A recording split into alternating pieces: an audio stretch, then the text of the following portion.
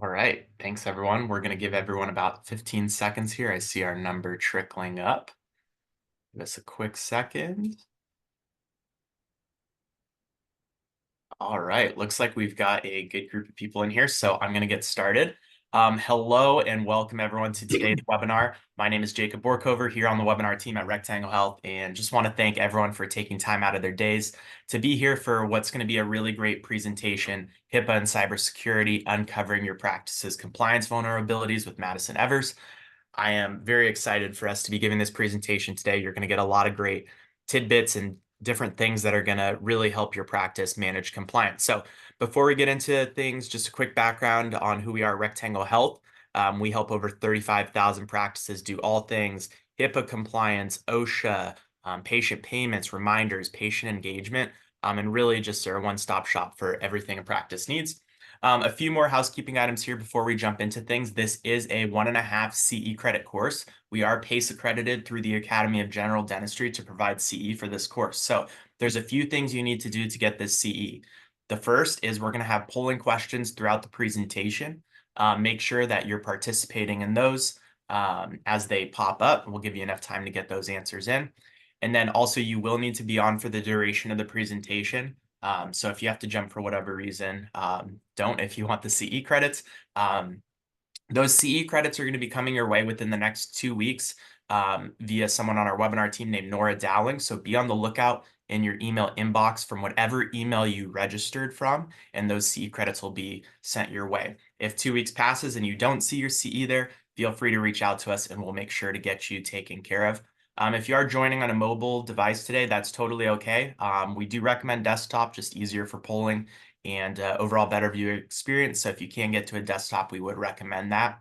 And then at the end of the webinar, we're going to have a brief survey. If you could fill that out, that'd be greatly appreciated. We are always looking for ideas for new topics. We want to see how we did today and how we can continue to provide you with the best CE and webinar materials. So please fill that out when prompted at the end. It would be greatly appreciated. And then if you have any questions at all today, feel free to place them in the chat and we'll get back to you as soon as we can on that. Or you can email us at webinar@rectanglehealth.com and we will respond to you as soon as we can.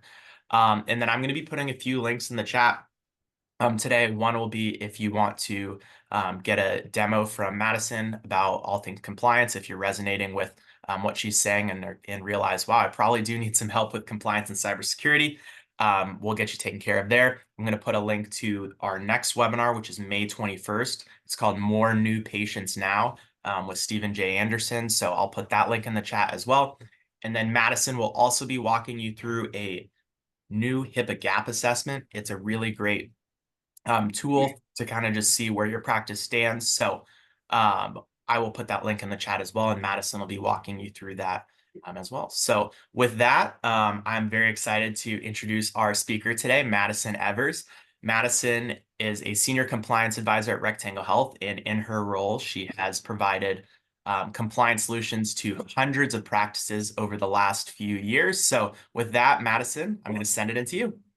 Well, thank you, Jacob, and good morning or afternoon, wherever you all are at. I appreciate everybody for taking some time to meet with me today for this compliance training. I know how exciting HIPAA is, so I want to thank you all for willingly choosing to be here with me. HIPAA may not be the most exciting stuff in the practice, but unfortunately, it is a very necessary tool that we all have to know how to manage it. So my goal is to make this as least painful as possible today. I don't want anybody falling asleep because, as Jacob mentioned, there's going to be some polling questions so that you can get that CE. Just come along with me and maybe I can teach you a thing or two. As Jacob mentioned, I've worked with hundreds of practices, helping everybody manage their office compliance. So oftentimes when Jacob and I do these webinars, me teaching you just one or two things is going to help to save the practice a lot of time and money. Now, as much as you all love compliance, Jacob already touched on this. I know that you're all probably just here for the CE. So we will get those credits emailed out to you within 2 weeks. Watch your inboxes for the email that you registered with. Many of you that are here today may know us, or you've at least heard of us. So we are Rectangle Health. Again, Jacob just touched on this a little bit. We work with tens of thousands of practices. We work with just about everyone in one way or another. If you haven't heard of us, this is who we are and what I really want to drive home to everybody today. We are the leaders in compliance. We educate and empower practices to work more efficiently. We do not need to sell our compliance solutions because providing free education is what has made us the leaders in this industry.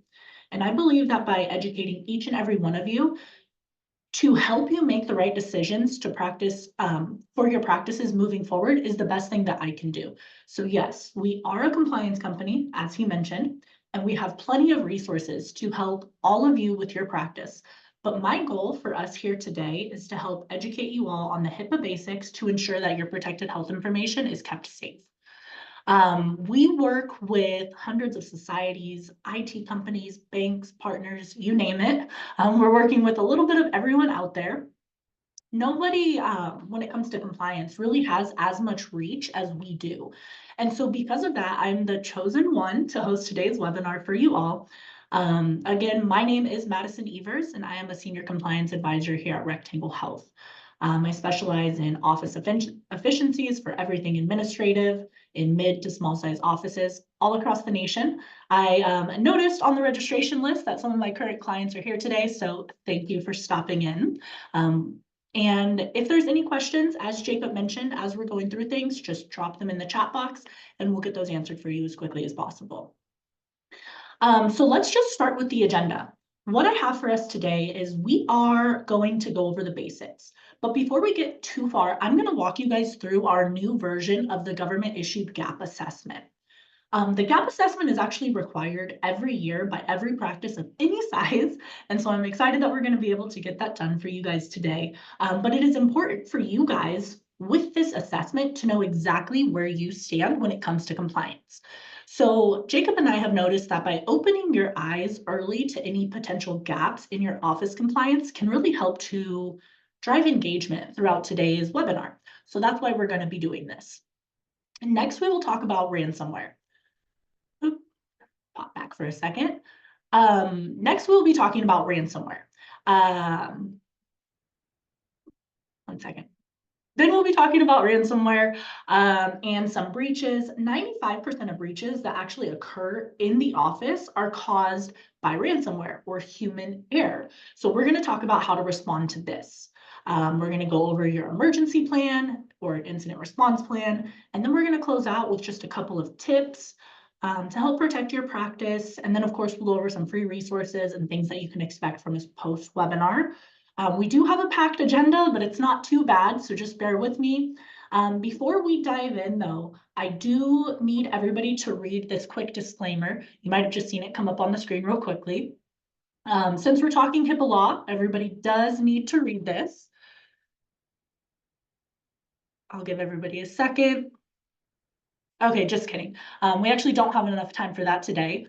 We only have about 80 minutes left, so I don't want to spend the rest of our time on that. This does, however, accurately represent all of the fine print that HIPAA expects yourself and everybody else in your office to know. So the real disclaimer when it comes to HIPAA, or what I refer to as the golden rule, is that there's no one size fits all when it comes to compliance. Your office is going to vary from the one down the street or anybody else that's here on this webinar today. So it's important that you manage your compliance in a completely specific and unique way to you. Yes, we must all follow the same rules, regardless of the technology partners, billing companies, or anybody else that you're working with. We all do have the same responsibilities, and that is to protect your protected health information, or PHI. But that is exactly what I'm going to be covering with you guys today during the webinar. We're going to go through the general rules that you must all be following. And then post-webinar, I will share with you how I can offer some more custom or specific help to your practice. It's really not a surprise that we have so many people here today. There are a couple hundred of you. Looks like the number keeps going up. But HIPAA is complicated and it's not fun. So here on the screen, I want to bring your guys' attention to this. Let me get this loaded up. This that I am pulling up is actually the simplified text. But right here, we have 115 pages of compliance legalese outlining every single thing that must be done in your office for compliance. If you ever want a good night's sleep, this will do the trick. If I don't, much better than NyQuil. But at the end of the day, this document right here is actually the responsibility of the practice owner to not only be informed of, but to follow accurately and ensure every single person within your practice is managing all of these things effectively. Most doctors, however, do delegate to some of my personal favorite people, the office managers. Now, office managers, if there's any of you here on the call today, I'm sure you're all wearing a million hats in the office, and compliance might not be your favorite one. A lot of office managers that I personally work with haven't been trained for managing all of these compliance things. The doctors, a lot of times, haven't even been trained for managing all of these compliance things. I know for a fact when any of you opened your practice, HIPAA never came in and sat down with you and said, hey doc, hey OM, congratulations on the new office. Here's the million and one things that you guys need to know, and this is how you do it. You're just expected to figure it out by educating yourself. And so that's why you're here today, right? Now, office managers, a lot of times you are expected to manage all of this complicated stuff without any assistance. And again, this is kind of where I'm coming in today. My hope is to be able to train you all on this not so fun compliance stuff and help equip each and every one of you to put your best foot forward when it comes to compliance. And if you cannot manage this on your own, just know that there's tools and resources out there to help you guys manage compliance as effortlessly and painless as possible. One of the first things that we're going to dive into now is what exactly is HIPAA looking for? So I just showed you those 115 pages outlining every very specific detail. High level, they expect you to have a formal and secure HIPAA program. Now, many people that I work with are more on the casual side. You can see here some bullet points on what casual looks like, but essentially this is the we do our best type of people. Unfortunately, HIPAA will not care if you do your best if a breach occurs and they find out that you do not have a formal HIPAA program in place. So let's talk through some of these scenarios. A casual HIPAA program. Maybe you have a loose training schedule. Oh, we do our training, but it's nothing regular. I think the last time we did it was before COVID. I think maybe the assistant handles the compliance, or maybe it's my office manager. We don't really have someone designated. Everybody in the office helps with it. Okay, perfect. Maybe you have a HIPAA binder, but it's dusty, hasn't been taken off the shelf in the last several years. You don't know what policies are in there or where to locate things. And then you have no emergency plan in place for how you would respond in the event of the breach or a breach, pardon me. That's not a very formal compliance program. And if HIPAA ever were to come into the practice to do an audit, they expect you guys to have a HIPAA binder outlining each and everything that you guys are doing over the last 6 years so that they can know exactly what you guys are doing and how you guys have been managing compliance in the past. They expect to see a plan for how you are training your employees each and every year, all employees in the office, regardless of their role. You're required to have a designated and trained compliance officer. Compliance officer training is going to look a little different than everybody else's training. It's much more detailed. And then most importantly, but hopefully you never have to use this, is a formal emergency plan or an incident response plan for how you guys would actually respond in the event of a breach. Just to kind of go over some of the basics and background on HIPAA here. So HIPAA is actually enforced through the Department of Health and Human Services through the Office of Civil Rights. Now, back when HIPAA started in the 90s, it was really because there was just some weird insurance stuff going on. So a couple people got together and decided, hey, we better protect our patients' health information. There are many parts of HIPAA, but what is most important for you guys to know is that it is your patient's civil right to have their information kept secure. Some of you may remember back in 96 when HIPAA actually started, they were pretty lax. It wasn't until the early 2000s through the .com era that HIPAA started cracking down or modernizing. And the reason because of that is because we all started putting patient records online, sending emails with patient information, and conducting business online. So due to that, HIPAA created the Omnibus Rule in 2013. Now, the Omnibus Rule is specific to protecting your patient's EPHI. So we're just going to add an E there at the beginning. It's electronic protected health information. And this is, again, when they cracked down and modernized the law, evolving it into what it is today, those 115 pages that I just showed you guys on the screen. The information in your practice is extremely valuable and hackers want it. So this is an actual clip of ransomware that happened in an office that we work with. If you don't know what ransomware is, let me just break it down real quick to build some context. Ransomware essentially happens when somebody gets into your computer by clicking on an email, or maybe like an employee clicked on an email or a link that was sent to you from a weird email address. That hacker will then tell you that you are either going to do one of two things. First, you are going to pay us and we will give you your information back. Or B, we're going to post all of your patient's information on the dark web and good luck finding us, because they're located who knows where and they want their money through Bitcoin, so it's untraceable. This is a very, very tough situation for a lot of practices to be in, but there are reasons why hackers will do this to your practices because they know how valuable protected health information is. PHI actually sells for about $1,000 a piece on the dark web.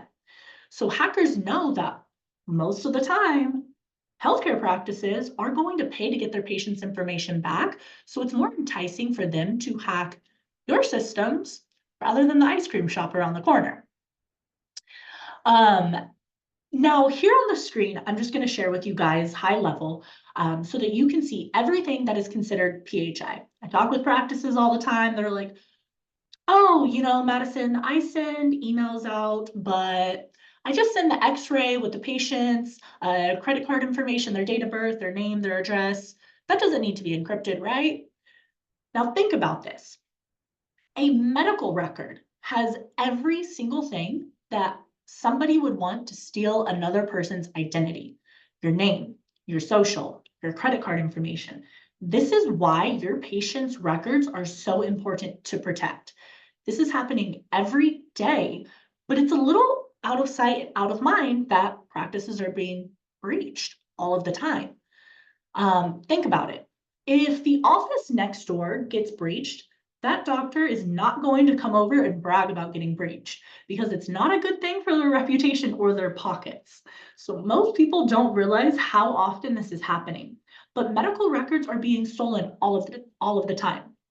I just mentioned to you guys, these medical records are actually being sold on the dark web for about $1,000 a piece. Here you can see.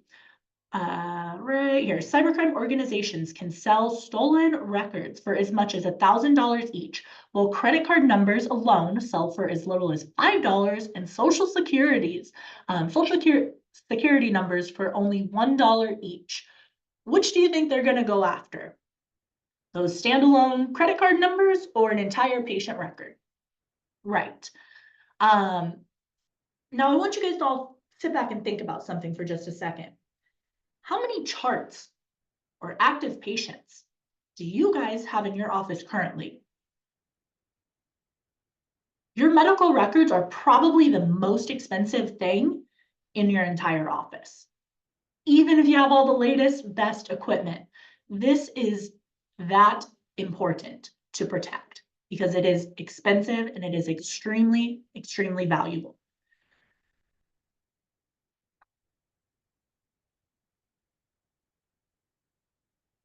Let's talk quickly about some common vulnerabilities.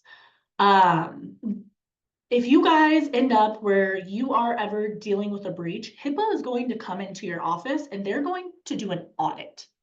HIPAA is going to want to know if you have all of the things that we're covering today in place. So I want to highlight a couple things right here for you guys. We're going to look over here at this tier 3 category and tier 4. There's this phrase right here called willful neglect. Willful neglect is very important. In tier 3, so right here, we see that willful neglect is if you fix something that you were made aware of within 30 days. This is why they want you to do a risk assessment and stay on top of your trainings so that you cannot say, I did not know.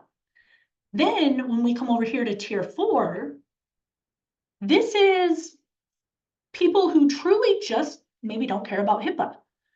You make no effort to fix any of the gaps that are in your compliance, and you just assume that you'll never have to deal with this. So when HIPAA comes in to do an audit, they are auditing the practice retroactively for 6 years. You're going to be looking at $50,000 fines with a maximum penalty of $1.5 million per year.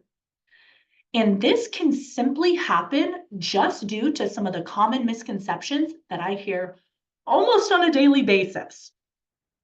Some of these things may sound familiar to you guys. And if you have said any of these things, then I'm talking to you. The first one that I want to talk about, this might be one of my favorites, is, oh, my IT guy handles it. It is not the responsibility of your IT guy to keep your practice 100% compliant. They may help you with a piece of it, a piece of your compliance, like the firewalls, antiviruses, or things of that nature, but they are, at the end of the day, not responsible for executing your breach notification rules. They are not responsible for reporting this to the government. And most certainly, they are not going to be paying any of the fines associated with any breach that you are going through. Another one that I hear is my practice management software is compliant. Of course they are. They are a business associate. They are required to be HIPAA compliant because they have a business run just like you guys. But that has nothing to do with you at the end of the day. And we're going to dive a little deeper into what a business associate is and how to protect yourself when doing business with a business associate, but just leave that here for now. Another one that I oftentimes hear is my general liability will cover it. Your general liability absolutely is not going to cover you in the event of a breach. It is not their responsibility to maintain your compliance. It's 2024, and unfortunately, you need a standalone cyber breach policy to cover you guys in the event of a breach. Cyber policies are actually being used 2 times as frequently as malpractice policies. So while a cyber policy is not formally a requirement, it's a requirement by my standards. If you're a client of mine, you know that I require this. If you work with me in the future, cybersecurity insurance is required, undoubtedly. My personal favorite here on the screen is my office manager is on top of it. I'm sure they are, but compliance is complicated. It's very time consuming. The office managers are already wearing multiple hats in your office. So, hey doc, yes, I want you to go golf and enjoy a couple cold ones on the golf course all day while your own is in the office.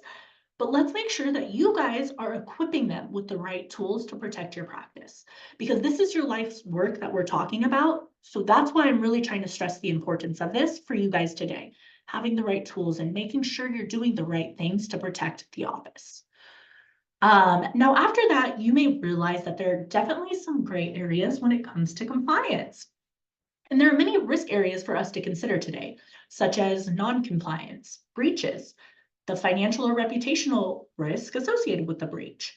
All of this is happening, so it's important that we start getting you guys equipped to deal with this. So now we're going to take our first step to getting you guys there, and I'm going to help you all right now go through the gap assessment.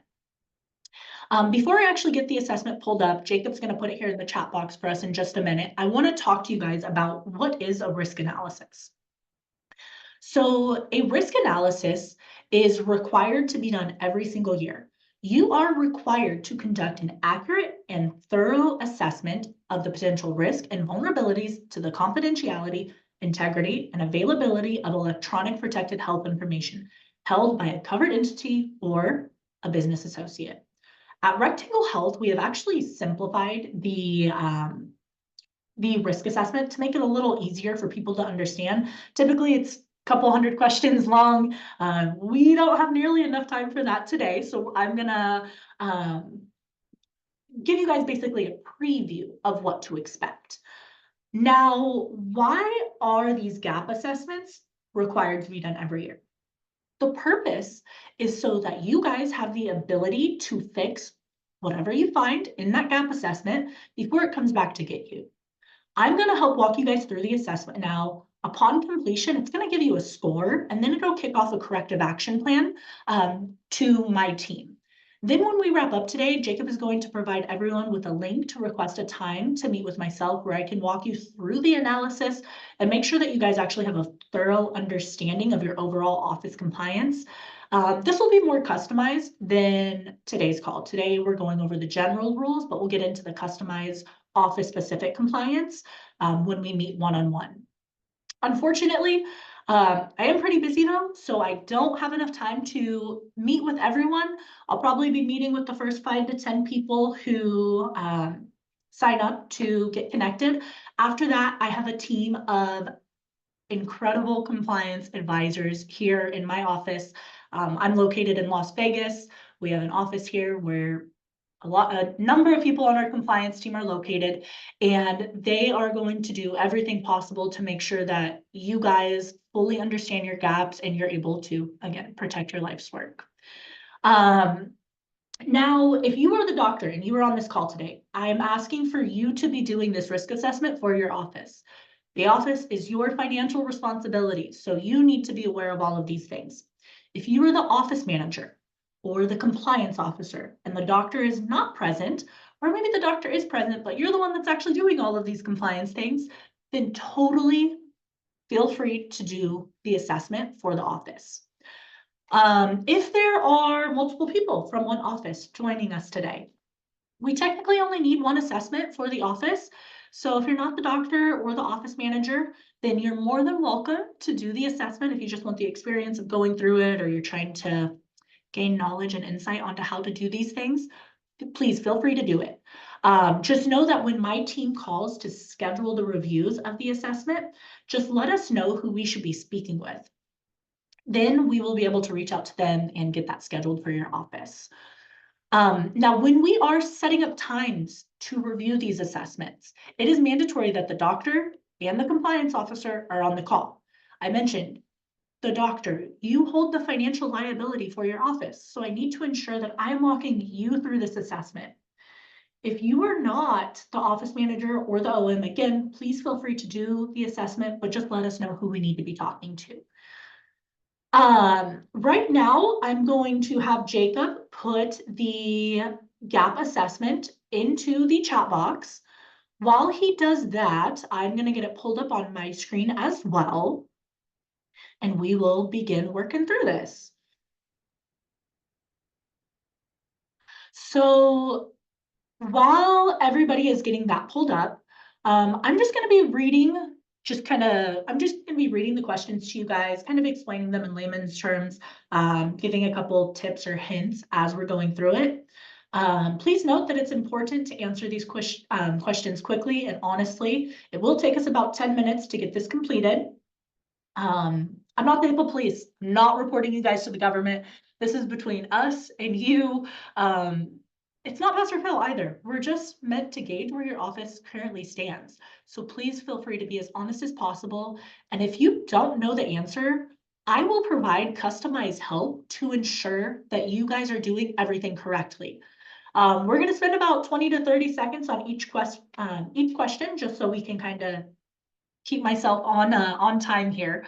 So to get started, you guys should all have this pulled up now if you are choosing to do the assessment. We're going to work through each question one by one. Just going to get this filled out for us so that I can get mine pulled up.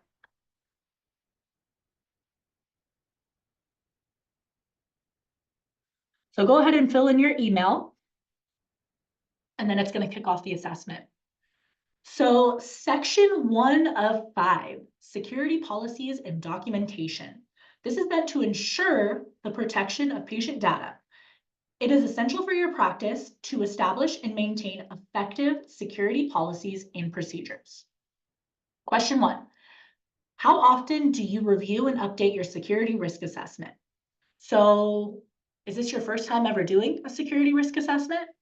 Do you do them on a regular basis? When was the last time you did it? If you don't know, you can click I don't know. That's totally fine. The next question is, how do you respond to the threats and vulnerabilities identified in your security risk assessment? So if you have done a risk assessment in the past, what did it look like after that?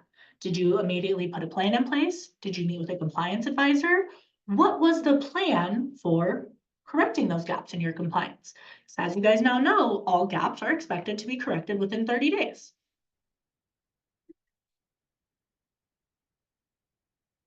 The next question here is, what do you include in your security risk assessment documentation? What are you guys providing in this documentation?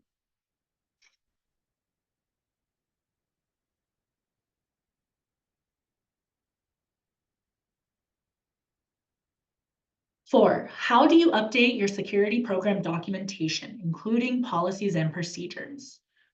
How are you guys updating your HIPAA binder? That's what this question is asking. Does somebody send you policies? Are you searching the web for endless hours? Where are you finding the information to update your binder?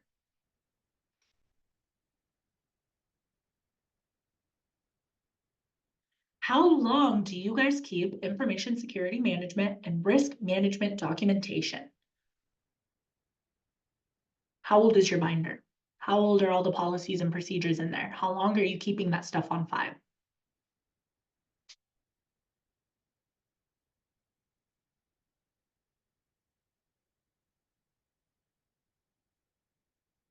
Next, do you maintain documentation of policies and procedures regarding risk assessment, risk management, and information security activities? This is asking, do you guys have a binder that you are keeping all of this information in?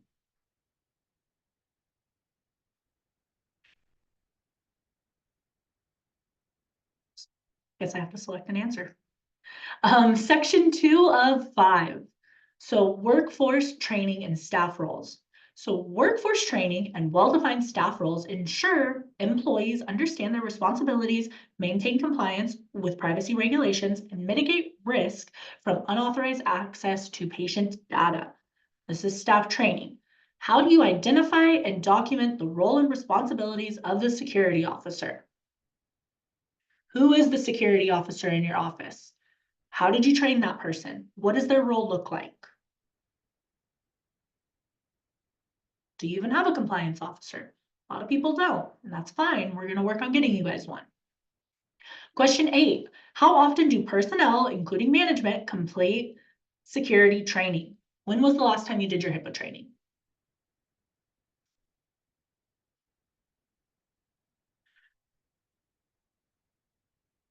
The next question is, how long do you keep records of your personal security training? How long are you guys keeping those employee acknowledgements on file? Everyone has done their training.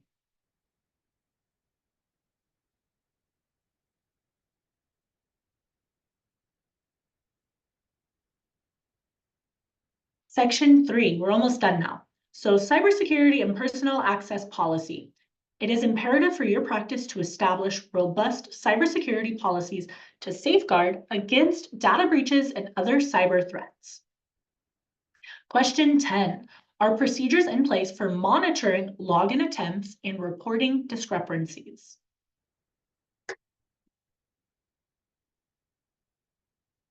This is asking if in your HIPAA binder, you formally have these things documented.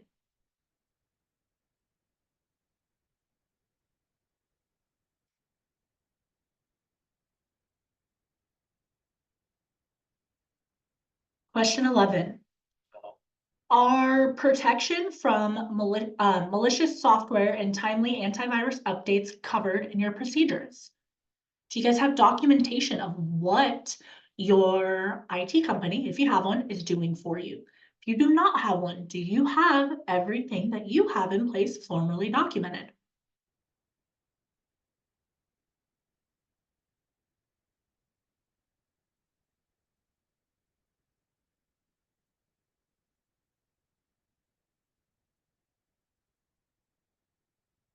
Next, how do you manage and control personnel access to electronic patient health information, EPHI, systems and facilities? It's important that you guys know who all has access to what within your office.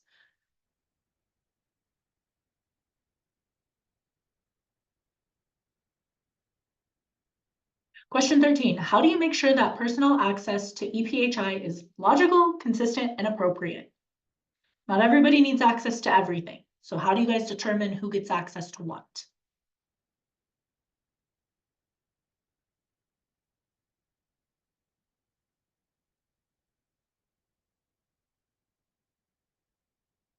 Section 4 or 5, we're almost done, I promise.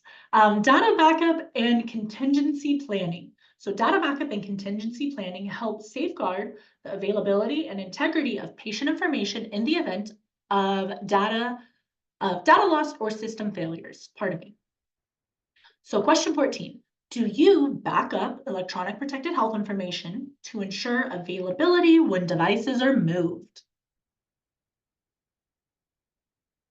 If you don't know, and maybe this is things that your IT providers are doing for you, I would just suggest put unsure on this question, and then we can check with your IT provider to make sure we have the correct information. Question 15, do you have a plan for backing up and restoring critical data?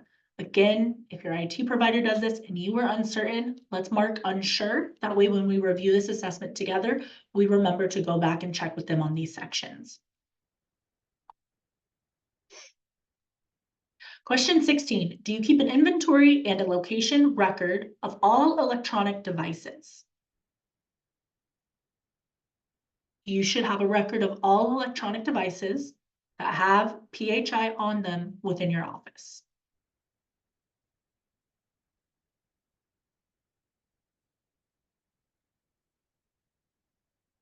How do you identify and train members of your incident response team?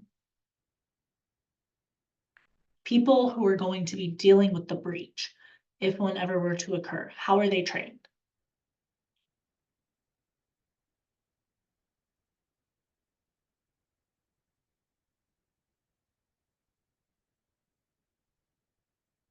How does your practice maintain EPHI access in an emergency, system failure, or physical disaster?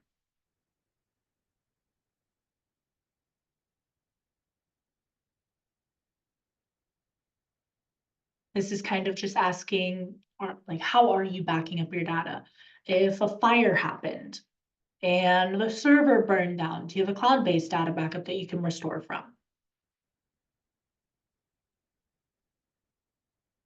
Question 19, does your practice have a documented contingency plan in the event of an emergency?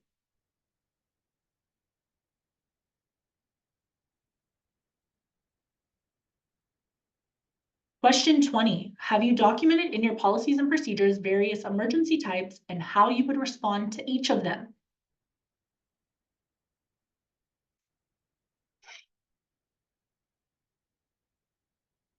Question 21, how does your practice prevent, detect, and respond to security incidents? If you have an emergency plan in your HIPAA binder, this question should be well documented.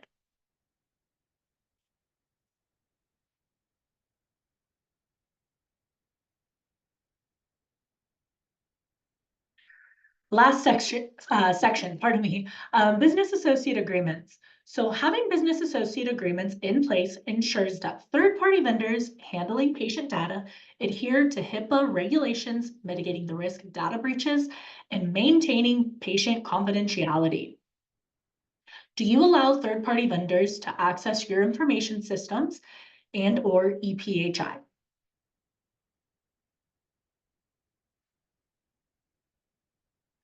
Have you updated your business associate agreements or BAAs to reflect HIPAA updates in the 2013 Omnibus Rule?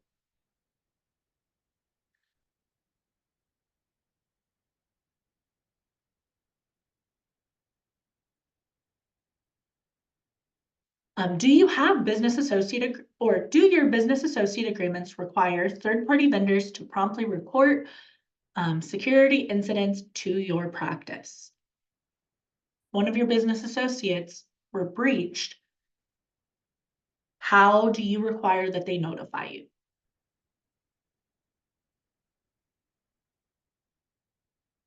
Do you have procedures for terminating or changing third-party access if the existing contract, BAA, or other arrangement is changed?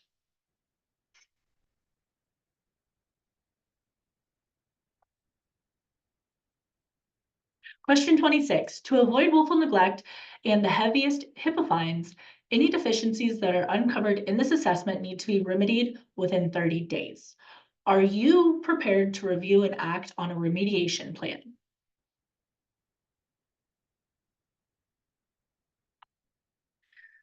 That concludes the HIPAA Gap Assessment that we have put together for you guys. So next it's gonna ask that you guys just fill in this information here on the screen.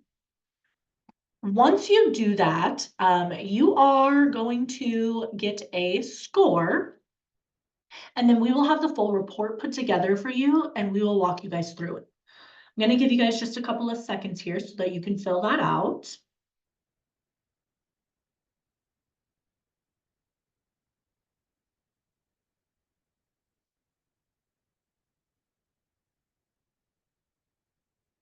And while you guys are filling that out, just to kind of reiterate, when we call to schedule these meetings to review the assessment, we will need the doctor and the compliance officer on that call so that we can have a detailed discussion about the assessment and provide that customized support based on your actual practice. My goal is that if you join the call and you sit through the review of everything, then hopefully the doctor will never have to spend time on compliance again unless they love it. And the compliance officer is going to be equipped with all of the tools to help you guys manage your office compliance. I mentioned we have an incredible team of compliance advisors here at Rectangle Health. So I'm personally going to be working with a couple of you. However, the rest of my team will be there for everybody else. Later today or tomorrow, you can expect that my team will be reaching out to those of you who have not yet booked through that demo link that Jacob put here in the chat. These calls do typically take about 30 to 45 minutes. My team, we all personally block out a full hour. That way, if you have questions or you need extra time, we're not cutting you short of the educational opportunity. At the conclusion of that call, you guys are going to be on your way. We're going to ensure that you have a full plan as to how to manage your compliance. We'll put together that corrective action plan with you guys. They're live on the call.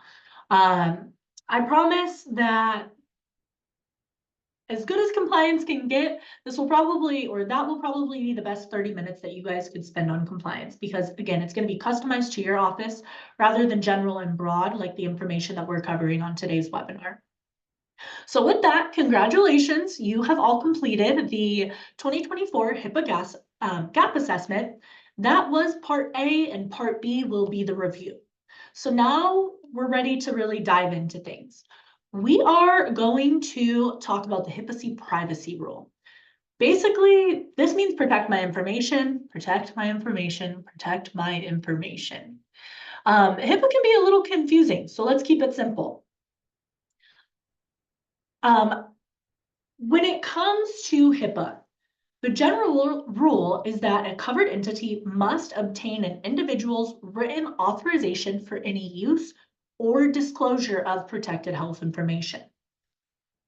This written authorization must be very specific, and again, it must be in writing. Think every time somebody comes into your office, you have them sign a notice of privacy practice outlining what their rights are and what you will or will not be doing with their information. Now, to get more specific, of course, when it comes to the patient themselves, If they request any medical records, disclosures of accounting, patient billing information, then you are required by law to provide this information to your patient. Also, you are allowed to share that patient information in the normal treatment of the patient. So think any doctor-to-doctor referrals or communication, any care coordination that needs to be done, you can share your patient's information.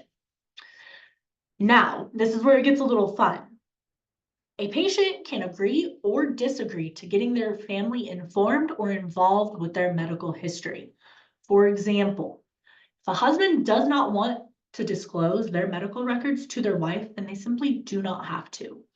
And it does not have to be, or they do not have to tell you that in a formal request. They can very simply just say, I don't want my wife to know blank, and now you are not allowed to tell the husband's wife blank. So this is a very informal, say, process, if you will. It's also important to note that people are always going to have reasonable access to this information.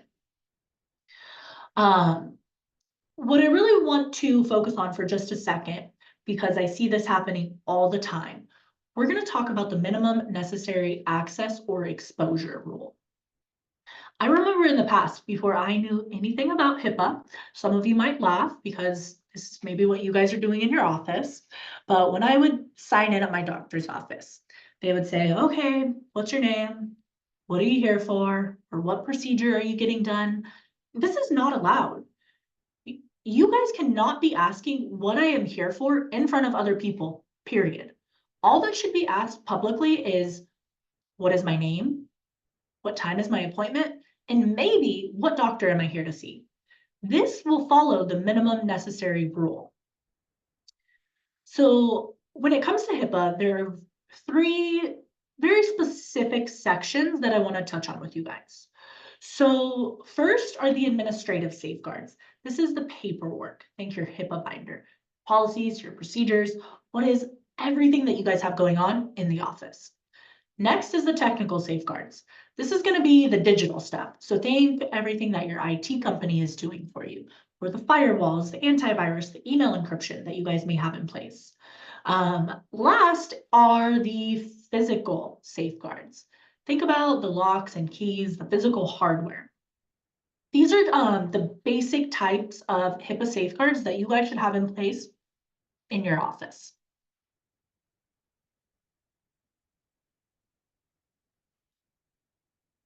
So diving into those policies and procedures. So the general rule says that you must have a HIPAA binder. This can be digital or physical. It must be customized to your practice. That is not optional, and it needs to be updated in accordance with HIPAA law as policies and procedures change throughout the year. I'm going to pull up my virtual binder for you guys real quick, just to give you an example of what the actual binder needs to look like. As I'm going through this, I will touch on some important pieces. So give me just a second to open this up for us. If you are a current client of mine, you know what this looks like. This is our virtual HIPAA binder. Here on the screen though, this is what the HIPAA binder should look like. If you have a physical HIPAA binder, that's totally fine. If you have a virtual binder, that's also fine. But the binder is going to be comprised of a couple different sections. So there's policies, forms that you're giving to your patients, those business associate agreements, your staff training, and your risk assessment. Pretty straightforward. Now, under the policy section, here on the screen, this is an actual list of every single policy that should currently be in your HIPAA binder today. All of these policies are required to be in there, whether they apply to you guys, whether they apply to you guys or not. So right here, let me get this binder pulled back up. If a policy, let's say, for example, the social media policy does not apply to you, you guys need to have a policy in your binder saying why the social media policy does not apply to you. Easy enough. All of these policies must be customized to the practice. So the name of the practice needs to be on each policy. You guys need to have in here outlined what specifically you are doing for said policy. So you need to have the how, the when, the where, the what, the why for how these policies are being managed. So security password policy, for example, you guys need to have, how frequently are you updating your passwords? Who manages the password updates? Where are your passwords being stored? Where are they being stored? What levels of strength are required for those passwords? All of these little details need to be outlined within that policy. You guys can have a physical binder. I mentioned you can have a digital binder. It's totally up to you, just as long as you have your policies and procedures documented somewhere and all of your staff have access to it. I personally prefer digital binders just because they update things in real time as policies change. But again, your compliance program is your compliance program. It's customizable to your office and you need to do whatever's best and easiest for you guys to manage. Next up, we have a quick polling question. So Jacob, if you can cue us up with that, that would be great. Yes, let's do it. All right.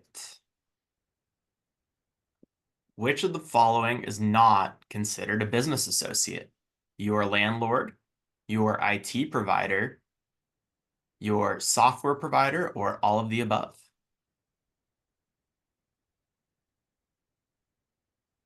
Let's get those answers in.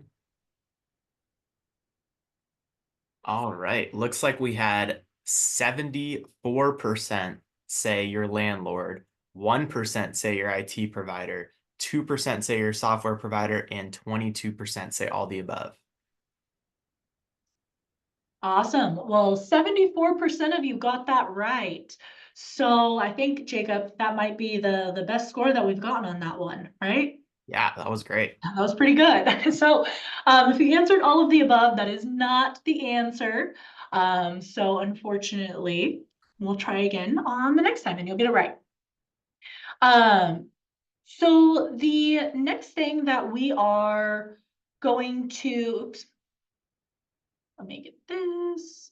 The next thing that we are going to cover are going to be the general rules around your business associates. So let's dive in. You guys on this call today, I'm assuming you're all covered entities. You are covered by HIPAA, but in the normal course of business, you're probably sharing your information with different business associates that you work with. The easiest example of a business associate is going to be your practice management software. So I'm going to use them because it's easy. So let's, for example, say that I'm a patient and during my visit, I'm signing a notice of privacy practice. I'm giving you access to my protected health information. Then you turn around and write all of my information into Epic, Dentrix, Athena, EagleSoft, or whoever you're using. Now they have access to my information without my consent. Next, my information is being backed up to the cloud or your server that your IT provider has set up for you and accesses on a regular basis.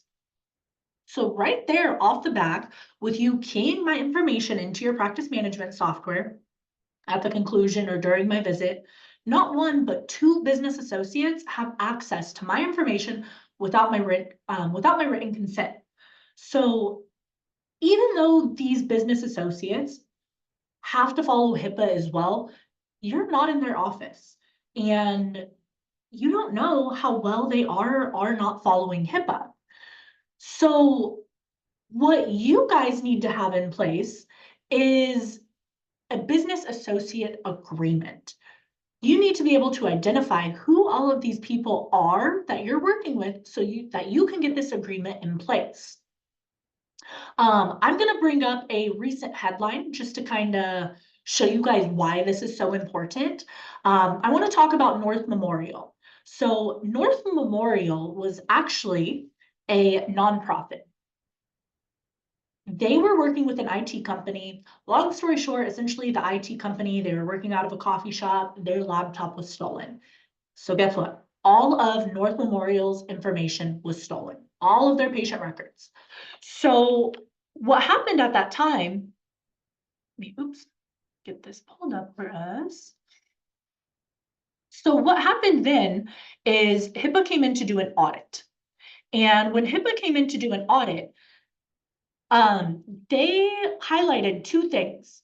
So they were fined because for failing to implement a business associate agreement with a with a major contractor and failing to institute an organization-wide risk analysis to address risk and vulnerabilities to its patients' information.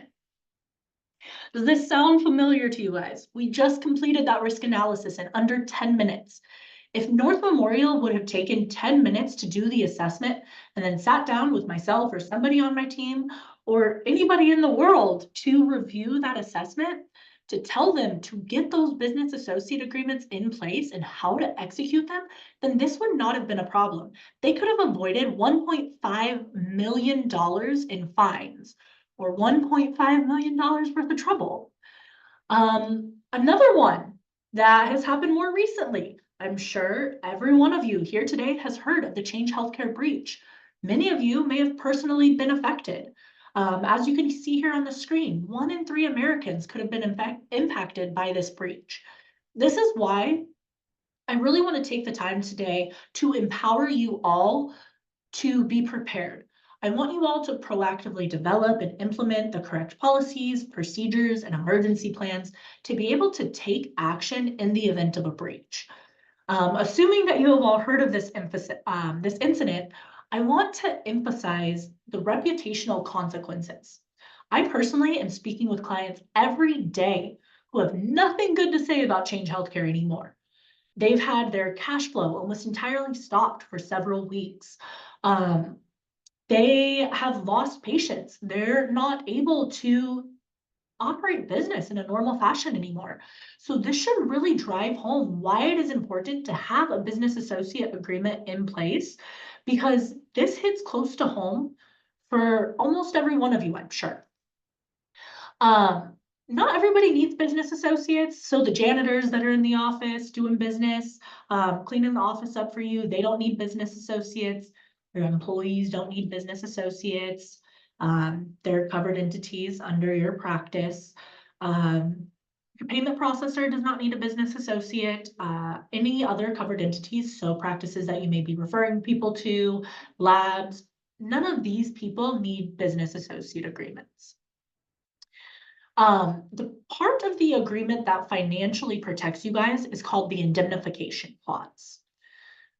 What the indemnification clause is that it essentially says, hey, business associate, if you were to get breached and any of my protected health information is compromised, you are going to be the one that is responsible for it.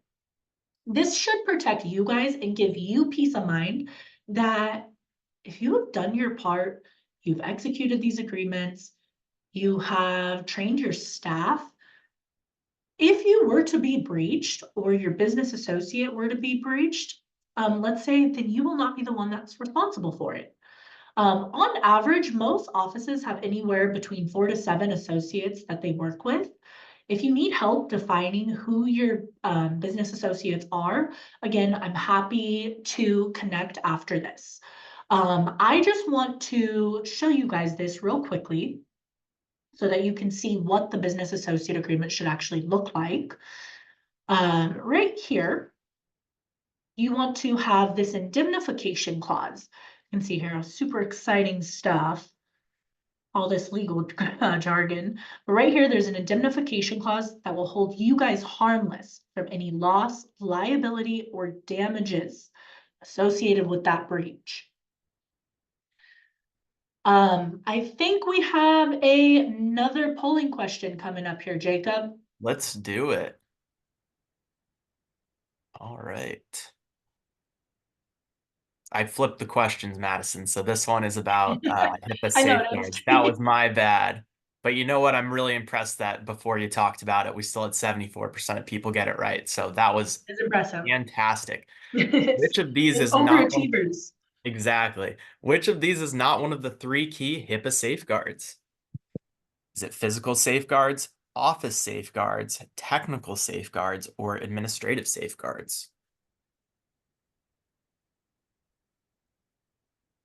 All right. And looks like we have our answers in. Okay, a little bit across the board here. So physical safeguards, 36%, office safeguards, 45%, technical safeguards, 6%, and administrative safeguards, 13%. So looks like less than 50% of you got this one right. The correct answer here is office safeguards. Remember that all of these things, so all of these HIPAA safeguards, the physical, the administrative, and the technical safeguards, they're all happening in your office, but office safeguards is not the correct answer. Thank you guys for your participation in that. We are going to dive into your HIPAA training requirements now. So we're gonna spend a couple of minutes on HIPAA training because it is probably, I would say, the most important thing that you guys can be doing for your staff within the office. Because at the end of the day, HIPAA is the responsibility of each and every person within your office.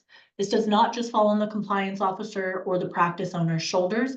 Each and every one of you in that office is responsible for protecting your patient's information. So HIPAA requires that all employees at a covered entity undergo annual HIPAA training every single year. This also includes acknowledging that every single employee has read the policies and the procedures, and you guys have all signed off documenting that you understand them. So there are three things that the government expects from your annual HIPAA training. First, you can see here on the screen, you have to use modern and relevant training materials. You can't pull out training from the 1800s to try and train your your employees on how your business is operating today. Second, you have to do this training every single year. Every 12 months, every single employee, regardless of their role in the office, must complete their HIPAA training. Plain and simple. Every person, regardless of their role. Now, most importantly for the practice owner, every single employee is required to have written proof and sign off for you stating that they have completed this annual training. This proof must be kept on file for a minimum of 6 years. It must always be kept in your HIPAA binder. That way it can be tracked. If an audit's ever happening, they can see that you're training your team. If I'm working in your office and I'm willy-nilly on the computers and I click on an email that leads to a breach, this is what's going to protect you financially, because you're going to be able to show, hey, no, I actually trained Madison.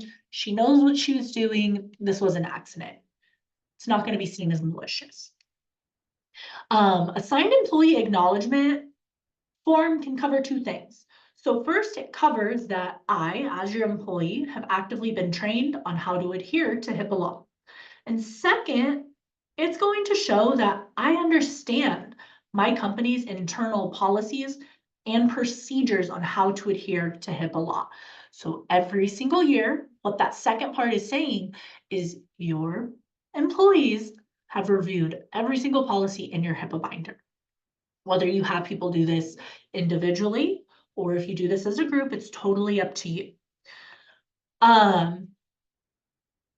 I want you guys to all just remember for a second that we can't change necessarily how things have been done in the past, but you can change things moving forward. I like to call it creating a culture of compliance or an office of compliance.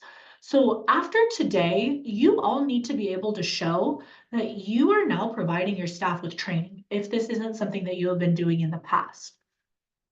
Training used to be long, drawn out, boring, not very engaging. HIPAA training is never the most exciting. So again, thank you all for being here with me today. But training does not have to be long and drawn out anymore. It doesn't have to be boring. Your staff can do online training if you don't want to do in-person training. I personally recommend online training because it's more cost effective for the practice.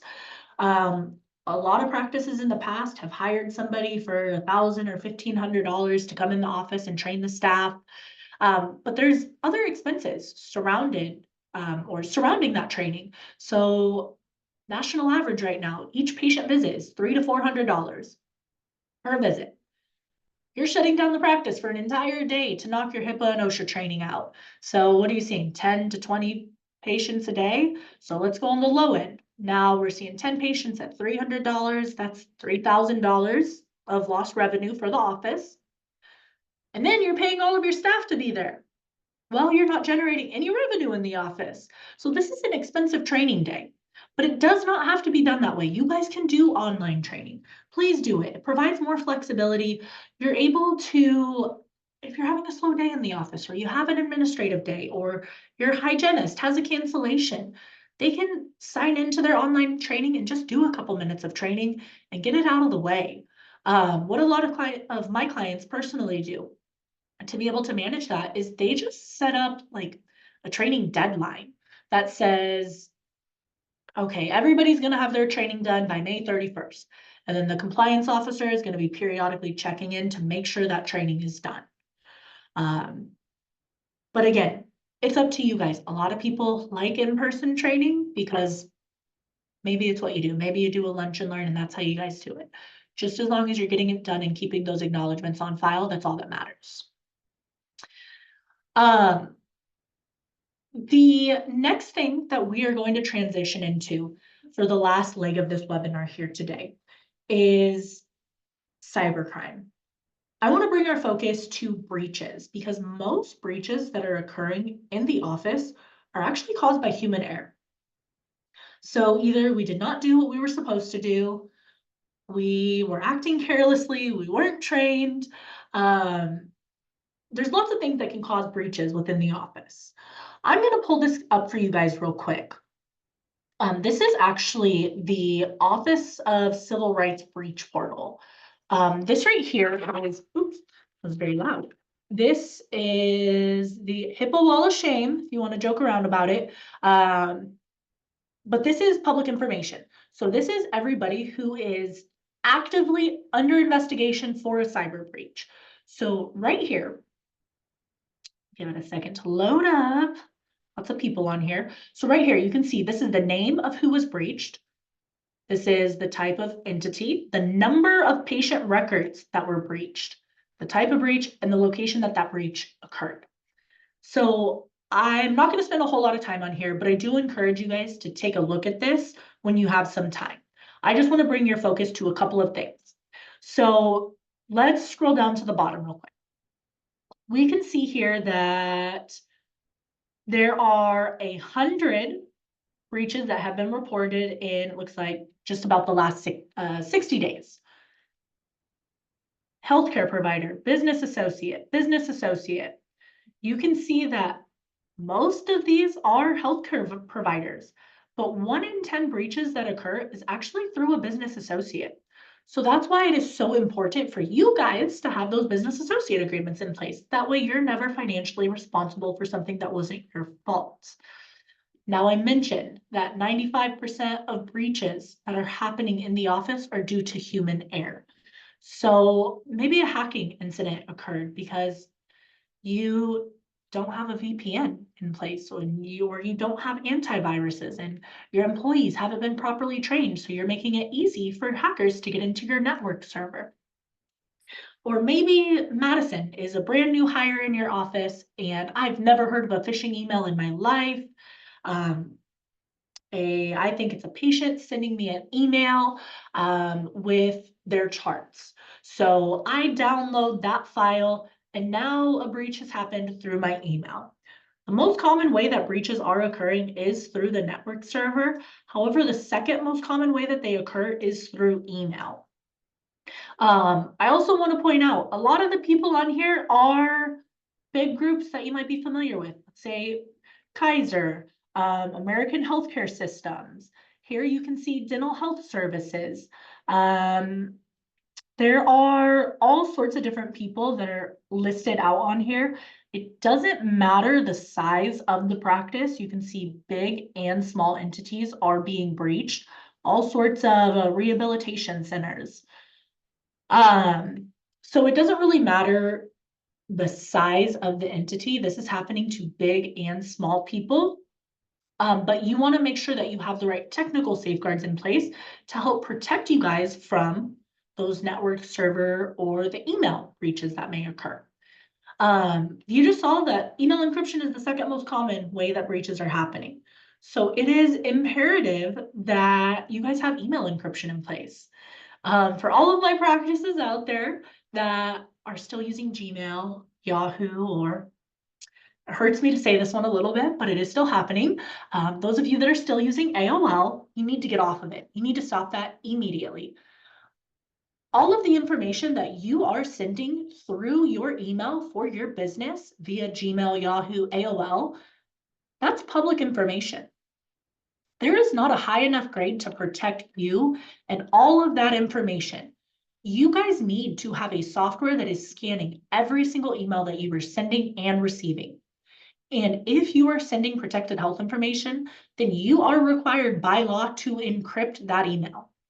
Email encryption is essentially just an added barrier of protection when sending protected health information via email. I'm sure many of you, if not all of you, have received an email, maybe from an insurance company or a lab where you have to enter a passcode to open the actual body of the email. That is email encryption. The next thing that I want to talk about with you guys is contingency planning. And this is the number one area where most practices are falling short because you've done your training, you have your HIPAA binder, but many of you have never actually had to put together a contingency plan. The contingency plan is going to say what you are going to do in the event of a breach. Where's your data? Who is the point of contact? Who should your front desk staff be calling if they open their computer to ransomware? What systems are you going to need remote access to? Who's your cyber insurance through? How are you guys going to respond in an emergency environment? Just to show you guys here, the emergency plan is actually going to have a lot of very specific details in it. This is probably going to be the part of your HIPAA binder that takes the most time. It's very hard to develop on your own, and it can be, as I mentioned, very time consuming. But you're going to put this together one time and hopefully you never have to use it. So you won't have to revisit this. So it's worth it to make sure that you guys are prepared in the event of a breach. Here on the screen, you can see some bullet points of all the different sections of that plan that need to be very well detailed. Again, we just want to make sure that you guys are being proactive in the event of a breach rather than reactive, because there's a lot of moving pieces and there's a lot of things that have to be done. One thing that I think is important for you guys to know is that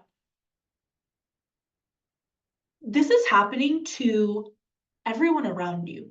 Maybe they just don't know about it yet. Right here, we can see, hundreds of dental offices were crippled by a ransomware attack. So in this article, they go on to talk about how we have no access to the patient charts, schedules, x-rays, or payment ledgers. Imagine your office today. If you cannot get onto your computers because of a breach, how long are you guys going to be down? Your contingency plan needs to have a plan in place so that we can minimize the amount of time that it'll take to get you guys back up and running. How are you going to make money while the practice is shut down indefinitely because we don't have a plan in place to get you guys back up and running? And most importantly, how much money is this going to cost you? Beyond just the loss of business profits, but what fines are you going to be looking at if you were dealing with a breach? So one of the first portions that you may have just saw there on the screen in that data or in that contingency plan is your data backup and restoration. So worst case scenario, God forbid a breach were to happen, we need to make sure you're backing up your data. I always recommend to all of my clients, please keep multiple sets of data backups on fire. If something happens to your paper charts, you have a cloud that you can restore from. If somebody hacks into the cloud, you have a server that you can restore from. Multiple sets of data backups is going to ensure that you have a smooth restoration procedure. If you have to wipe all of your systems because of a breach, at least you can restore it from the backup. So while data backups are important, it's even more important that you guys have a effective restoration plan in place.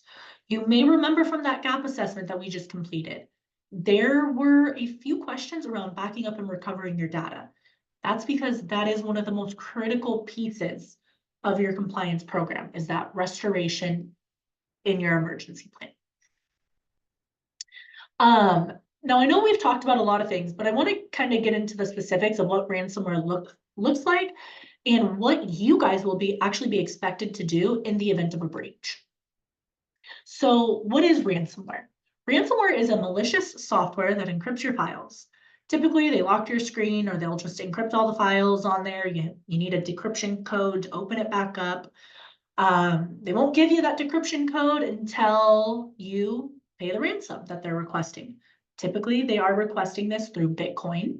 They're always going to try to create a sense of urgency to collect that payment from you guys because they don't want you restoring the information on your own. And most commonly, ransomware happens through, or the penetration happens through an email download. So I gave that example a little bit ago. You guys receive an email there in the office. You think that it's a patient sending over their medical history. You click to download it, and now all of your information is encrypted. Ransomware may look like this, and I promise, if you guys ever walk into the office, this is going to be the start of a very bad day. You might cry a little bit, take a shot, pray, whatever you need to do to get through it. But what's next to come is not going to be fun. It's not going to be the end of the world, though.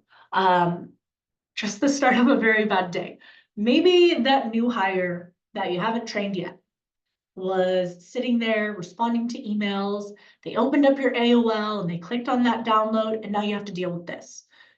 That's a lot of headache to deal with for an hour of training that should have been provided to your new hire. There's a whole section of the law that's called the breach notification rule. The breach notification rule essentially outlines everything that needs to happen very quickly in the event of a breach. So first and foremost, you guys will be required to deploy a forensic investigation.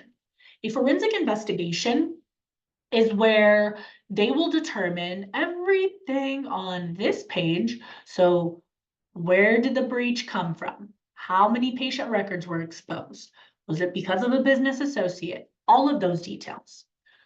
Once you've done that, you are next going to be required to notify your patients via first-class mail, via first-class mail that all of their data has been breached. You'll have to let them know exactly what was compromised. So was it just birthdays and addresses? Was their payment information compromised? You'll have to let them know via mail. You then have to set up an FAQ. So for frequently asked questions so that you can send that out to people. You need to post this on your website. As you know by now, I've shown you several headlines today. The media loves this stuff. And that's because you are actually required to notify the media. Next, you have to set up a call center so that people can call in and ask questions. And then once you do that, you have to notify the Department of Health and Human Services.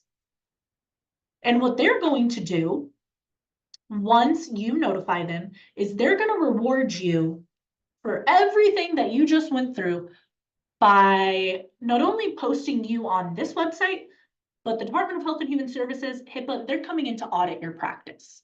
So I'm not saying that everybody on this website is out of compliance. These people could be doing everything 100% correctly. But you guys also want to make sure that you are on the right side of things if this was ever you. You want to make sure you have the correct policies and procedures in place. At the end of the day, nobody is going to be 100% compliant 100% of the time. So it's all again about being proactive to protect you guys if HIPAA were to show up at your door. Phishing emails are one of the most common ways that breaches are happening. I mentioned this a couple times. A lot of those breaches you guys saw happen because of phishing emails. So a phishing email looks good on the surface, but when you dive into it, you will notice that some things are a little fishy. Here on the screen, you may notice here, oops, let's go back.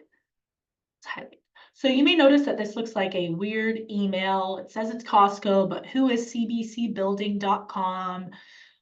Poor grammar, we're missing a comma right there. Your delivery order for this was canceled. Please fill out this form. So they want you to click on something. They are trying to create urgency, within the period of 1 week, to get that done. So those are some things to kind of tell you guys that this is probably not a legit email. Here's another example for you. So right here, we need your help. They're creating urgency. They're in bold. Your account has been suspended. Update your information here. They want you to fill out all of your payment information right there so that they can hack your system. So again, phishing emails are not the best. They look good on the outside, but you're usually able to easily identify through practice if it is a phishing email. Just make sure you're looking for those things: grammar, creating urgency. Oftentimes, if it's sent like after hours, that's another indicator for you guys. And then always check the email for who your guys' emails are coming from. Next, we have our final polling question here on the screen. All right, let's do it. Got about 10 minutes left, everyone. We're almost there. All right. Which of the following is true about ransomware? Payment of ransom is typically through Bitcoin. Email phishing is a common gateway to network access. Ransomware can encrypt or lock your data, or all the above. Give everyone a few seconds. I'm liking what I'm seeing so far. All right, looks like 92% of you got it right. It is all the above. So great work, everyone. Awesome. So let's tie this all together real quickly. So you've done everything that I told you to do. You've met with my team, you've trained your staff, you've purchased a binder, you've kept everything on file for 6 years, but you get breached. HIPAA's going to come in, and even though you guys are 100% HIPAA compliant and you don't have to worry about these fines, there are still a number of other fines or fees associated with the breach. So the actual cost of ransomware in mid and small size office is upwards $200,000. Dr. Sharma was a former client of ours. She was about to retire when she was hit with ransomware. Her legal representation fees alone were almost $100,000, $90,000. The cost for us to restore her data was $37,000. That forensic investigation, where we figure out where did the breach come from, how many records were exposed, all of that stuff, was $54,000. And then we had 2 rounds of negotiation and ransomware to pay. So this is why I mentioned at the beginning, cybersecurity insurance is not required. However, it is something that I strongly recommend. Now, a little disclaimer when it comes to cybersecurity insurance. I'm sure we all know an insurance company or two that likes to not pay out. Cybersecurity insurance is no different. Cybersecurity insurance is worthless if you are not compliant. If you have a multi-million-dollar policy, but you're doing nothing for HIPAA, do you think your cyber insurance company is going to want to cover you in the event of a breach? Probably not, because you weren't doing what you were supposed to be doing. Please, if you currently have a policy in place, make sure it covers for employee errors, not just the policy holder. Also, make sure it covers for loss of business profits and HIPAA audits and fines, just in case they found anything. We recommend having at least a $250,000 policy because the average cost of a breach is about $200,000. Cybersecurity insurance, again, not required, just strongly recommended. And this is something that I'm more than happy to talk with you guys about as well. With that, we have 20 quick tips to help you guys protect your practice that I am going to scroll through real quick. Thank you all for hanging in with me. So first is update your HIPAA and OSHA plans, policies, and procedures on a regular basis. You need to be doing this throughout the year. Policies are changing all the time. Next, you need to document how your protected health information is accessed and secured during an emergency. 3, execute business associate agreements. Again, if you need help identifying your business associates and executing these agreements, please do not hesitate to reach out. 4, you need to document your PCI, HIPAA, and OSHA compliance progress. 5, don't share your patient information without authorization. 6, train your employees on the dangers of downloads. 7, never wire money from an email request. If somebody reaches out to you guys saying, hey, via email, hey, this is the doctor. I lost my wallet. Please send me all of our banking information. You should probably call the doctor first and make sure that was them. Be careful and aware with new employees and their access to protected health information. You can never be too careful. Don't share patient photos or information on your website or social media. Make a big deal about passwords. You need to make sure they're strong and secure. The number one way that breaches are happening is through that network server. If you're using mobile devices in the office, use a password or a PIN. Make sure you're locking the screen when you're not actively on the device.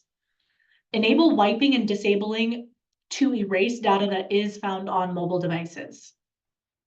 13, update all operating systems, firewalls, and antiviruses on a regular basis.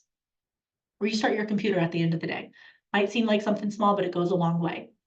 Back up your data offsite. Use at least 256-bit encryption and consider having multiple sets of data backups. Plan for an emergency. 16, do not use public Wi-Fi. 17, don't store any patient information on a laptop. 18, stop, please, using Gmail, AOL, and Yahoo. You need to have an Exchange server if you are operating a healthcare business. 19, obtain cyber insurance or review your current coverages. 20, please obtain your PCI certificate. This is your credit card certificate of compliance. So make sure you have this on file in your HIPAA binder. At the end of the day, what's important to remember walking away from this training is that you've got to take the first step towards compliance. If you're not currently doing everything that we discussed here today, then I urge you to connect with myself or someone on my team to get that customized help in walking you through your gap assessment. Here on the screen, this is just high level, everything that you guys should currently be doing to have an office of compliance or have a culture of compliance there in your office. With that, my team will be calling you to, Jacob, go ahead.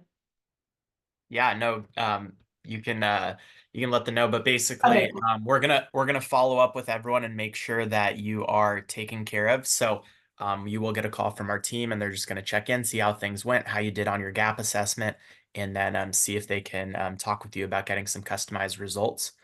So be on the lookout for that. And then also too, I have a link in the chat right now. So if you do want to schedule a demo of our HIPAA compliance solution and learn more about that, feel free to do so. And we will get back to you and get a time scheduled. But with that, the CE is officially over. And really want to thank everyone for being here today. We are right around the timing. So great job, Madison, staying on time and on track and getting everyone out of here on time. I'm getting blown up in the chat about follow-up materials, so I'm going to answer that real quickly. We are sending everything out. That email will come tomorrow, and that'll contain a link to the recording. So if you want to share with anyone from your office, just know they only get CE if they were here live today. And then we'll also be sending out the slides as well.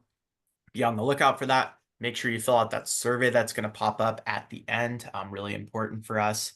And then also too, I have a link to our next webinar in the chat. So more new patients now. It's a really great topic if you want to join us for that. But yeah, that's it for my reminders. So Madison will close us out here with a quick 2 minutes on a little bit more about Rectangle Health and our product. But thank you all for joining. Yes, thank you guys all. Just a quick kind of summary of who we are. Rectangle Health, Jacob kind of started it off at the beginning. We are a healthcare software company with the mission to simplify the administrative side of healthcare. A lot of times I personally work with practices that have the latest and the best equipment on the clinical side, but things on the administrative side are a little messy. And so that's really where Rectangle Health evolved from. We do everything from your HIPAA and OSHA compliance, your staff training, your payments, helping you manage your revenue cycle, help you collect payments, pre-care, post-care, and then your patient engagement.